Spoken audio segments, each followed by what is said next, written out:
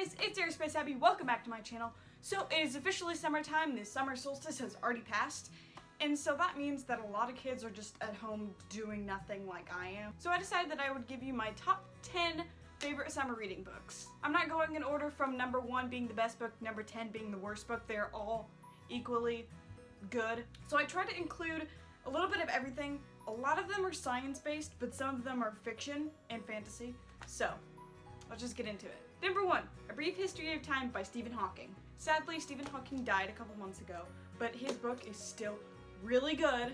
I have read it about 3 times because it's very confusing, and I still don't fully understand it, but it is an amazing book to read. It's a pretty hard read, but just take your time with it and you'll get through it eventually. Number 2, The Character of Physical Law by Richard Feynman. This is really good. It's all about physics and mathematics. If you're not very familiar with physics, it's a pretty hard read. It was actually a pretty hard read for me, but it's still really good, so I recommend you do read this. Number 3, The ASEP Science Book by Mitchell Moffitt and Greg Brown. This book is really good. I asked for it a couple years ago for Christmas, and it explains a lot of common questions and unexplained phenomena and stuff, so it's really good. I do recommend you read this book and also go check out their YouTube channel. I will put the link below. Number 4, 2001: A Space Odyssey by Arthur C. Clarke. Now, a lot of people actually don't know that this is a book, but it is also a movie. I have to say, it's weird. It's just like the movie because it's weird. The beginning is really just odd, but it's really interesting at the same time. So do read this if you're into science fiction. It is really good. Number 5, Endurance by Scott Kelly. So I read this book and then I went to go see Scott Kelly give a lecture, and if you saw my previous video, then we met him at our hotel room and he signed my book, and he signed my book. So that's really cool. And I have a picture with him. But the book is really good. It tells all about his journey to become an astronaut and all that stuff. Number 6, The Book Thief by Marcus Zusak. Now, The Book Thief is really good. It kind of took me a long time to finish it, but it was my summer reading book, and I didn't think I'd like it very much, but it is really good. It's all about World War II. So if you really like World War II like I do, then definitely read this book.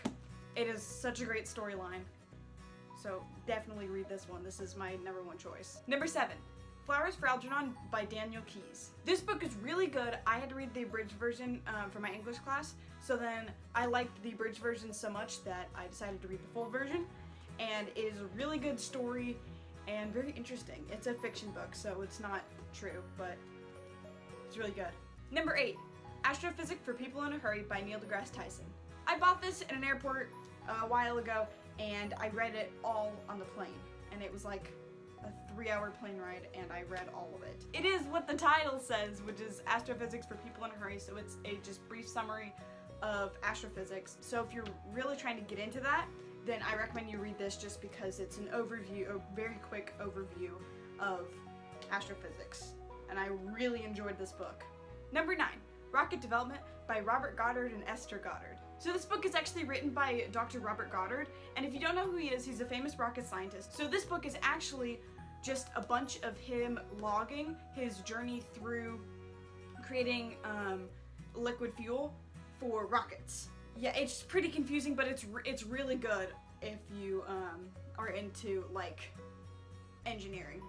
And number 10, The Harry Potter series by J.K. Rowling. Yeah, I know this isn't a specific book, but I do recommend you read the entire series. It is really good. I'm not really a fantasy type of person, but I really did enjoy the Harry Potter series. I've read the Harry Potter series twice, and I have all the movies. The books are really good. I do recommend you read the books and see the movie, book before the movie. So do read the Harry Potter series if you have nothing to do this summer.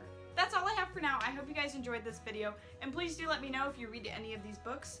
If you're a student, please make sure that you are reading over the summer, as scientific studies have shown that students that read over the summer perform better academically throughout the year. But I am planning videos for back to school time, so just be ready for those at the end of July, 1st of August, that kind of time. I hope you guys enjoyed this video. I'll see you next time. Bye.